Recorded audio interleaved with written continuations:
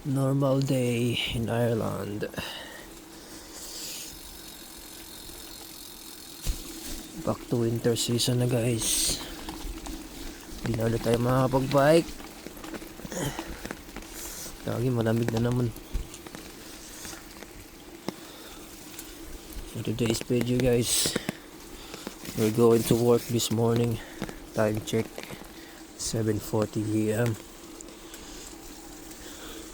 Dito tayo sa sidewalk, nagbabike